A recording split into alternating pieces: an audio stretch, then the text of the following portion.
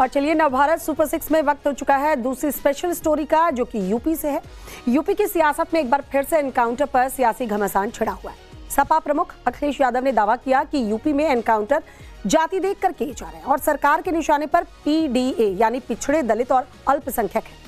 Samajwadi party का आरोप यह है कि यूपी में एनकाउंटर में 85% पीडीए के लोग मारे गए हैं।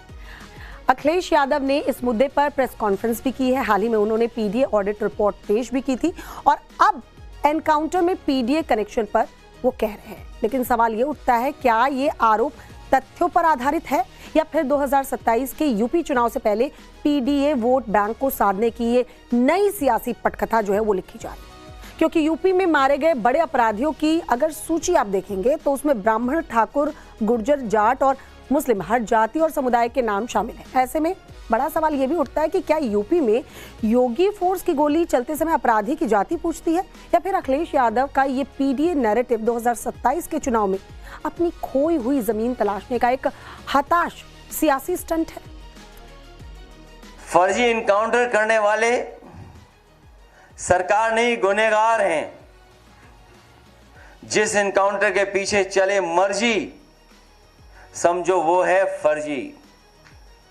सच्चाई तो यह है कि मर्जी के हिसाब से फर्जी इनकाउंटर हो रहा है। उत्तर प्रदेश में इनकाउंटर वर्चस्व की धाक जमाने के लिए कहे जाते हैं। अपनी धाक बनी रहे, धाक से लोग डरें, इसलिए उत्तर प्रदेश में इनकाउंटर किए जा रहे हैं। उत्तर प्रदेश में भाजपा सरकार इनकाउंटर के बहाने पीडीए को डराकर उसका हक मारना चाहती है। उत्तर प्रदेश में भाजपा सरकार जाति धर्म देख करके इनकाउंटर करवाती है। इससे प्रदेश का सामाजिक सौहार्द बिगड़ता है। फर्जी इनकाउंटर नाकाम सरकार की पहचान है। अखिलेश यादव को सुना आपने, यहां फर्जी एनकाउंटर पर वो कह रहे थे और सरकार पर गंभीर आरोप लगा रहे थे। दूसरी तरफ मुख्यमंत्री योगी आदित्यनाथ ने लखनऊ नगर निगम के एक समारोह में सपा पर करारा प्रहार किया। उन्होंने कहा कि हमने सरकारी योजनाओं का लाभ पहुंचाने में न किसी का धर्म देखा, न ही किसी का मजहब पूछा। हमें तो बस 4 जाति पता है, गरीब, किसान, महिला और युवा। सुनिए जरा योगी आदित्यनाथ क्या कह रहे हैं। आप सोचो, 2017 के पहले समाजवादी पार्टी की सरकार में एक भी गरीब के लिए मकान नहीं स्वीकृत हुए थे। हम लोगों ने 17 लाख से अधिक गरीबों को एक आवास उपलब्ध करवाए हैं। 17 लाख से अधिक गरीबों को नगरीय क्षेत्र में, और बहनों और भाइयों, ग्रामीण क्षेत्र में भी कुल मिलाकर के 65 लाख गरीबों को एक आवास हमने चेहरा। और टूषा मामले से जुड़ी बड़ी खबर आपको बता दें। टूषा केस में सवालों के घेरे में पुलिस की जांच आ रही है। जांच के दौरान पुलिस पर कई गंभीर आरोप लग रहे हैं। एमपी पुलिस की एक और लापरवाही सामने आई है। टूषा केस को लेकर सीबीआई अधिकारी जो हैं वो पुलिस से नाराज नजर आए हैं। सीबीआई ने पुलिस की जांच पर सवाल भी खड़े किए हैं। टूषा की केस डायरी अधूरी मिलने से सीबीआई के ऑफिसर्स नाराज नजर आए। सीबीआई ने जांच अधिकारी को फटकार लगाई है। पुलिस कमिश्नर से सीबीआई अधिकारी मिले हैं जाकर। केस डायरी जल्द कंप्लीट करने के लिए भी सीबीआई के अधिकारियों ने कहा है। आज रात तक का वक्त दिया गया है केस डायरी कंप्लीट करने के लिए। हमारे सहयोगी मकरंद काले इस वक्त हमारे साथ जुड़ चुके हैं। मकरंद, लापरवाही पहले नजर आ रही थी लेकिन केस डायरी ही कंप्लीट नहीं है और सीबीआई को हैंडओवर भी कर दिया गया है। ये तो बिल्कुल साफ तौर पर अब दिख रहा है कि पुलिस की जो भूमिका है वो संदिग्ध है। देखिए, बिल्कुल थोड़ी देर पहले समर्थ को यहाँ से ले जाया गया है और पुलिस थाना प्रभारी जो है वो अभी समर्थ को लेकर यहाँ से निकले हैं। हम सीधी तस्वीरें आपको दिखा रहे हैं। अभी थाने से समर्थ को लेकर के गाड़ी रवाना हुई है। संभवतः जो सीबीआई के पास ले जाया जा रहा है। देखिए, तमाम जो गाड़ियां हैं वो इस समय सीबीआई के पास समर्थ को लेकर के निकली हैं।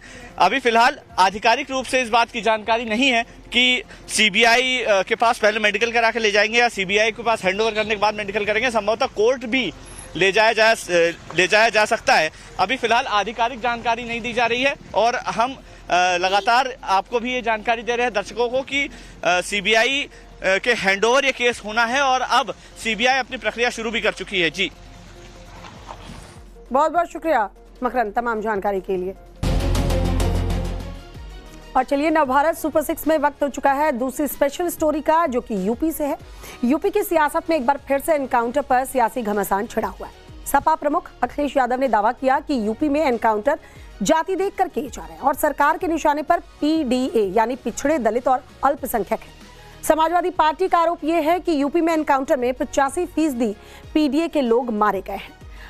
अखिलेश यादव ने इस मुद्दे पर प्रेस कॉन्फ्रेंस भी की है। हाल ही में उन्होंने पीडीए ऑडिट रिपोर्ट पेश भी की थी और अब एनकाउंटर में पीडीए कनेक्शन पर वो कह रहे हैं। लेकिन सवाल ये उठता है, क्या ये आरोप तथ्यों पर आधारित है या फिर 2027 के यूपी चुनाव से पहले पीडीए वोट बैंक को साधने की ये नई सियासी पटकथा जो है वो लिखी जा रही है? क्योंकि यूपी में मारे गए बड़े अपराधियों की अगर सूची आप देखेंगे तो उसमें ब्राह्मण, ठाकुर, गुर्जर, जाट और मुस्लिम हर जाति और समुदाय के नाम शामिल हैं। ऐसे में बड़ा सवाल यह भी उठता है कि क्या यूपी में योगी फोर्स की गोली चलते समय अपराधी की जाति पूछती है या फिर अखिलेश यादव का ये पीडीए नैरेटिव 2027 के चुनाव में अपनी खोई हुई जमीन तलाशने का एक हताश सियासी स्टंट है। फर्जी इनकाउंटर करने वाले सरकार नहीं गुनहगार हैं। जिस इनकाउंटर के पीछे चले मर्जी समझो वो है फर्जी। सच्चाई तो यह है कि मर्जी के हिसाब से फर्जी इनकाउंटर हो रहा है। उत्तर प्रदेश में इनकाउंटर वर्चस्व की धाक जमाने के लिए कहे जाते हैं। अपनी धाक बनी रहे, धाक से लोग डरें, इसलिए उत्तर प्रदेश में इनकाउंटर किए जा रहे हैं। उत्तर प्रदेश में भाजपा सरकार इनकाउंटर के बहाने पीडीए को डराकर उसका हक मारना चाहती है। उत्तर प्रदेश में भाजपा सरकार जाति धर्म देख करके इनकाउंटर करवाती है। इससे प्रदेश का सामाजिक सौहार्द बिगड़ता है।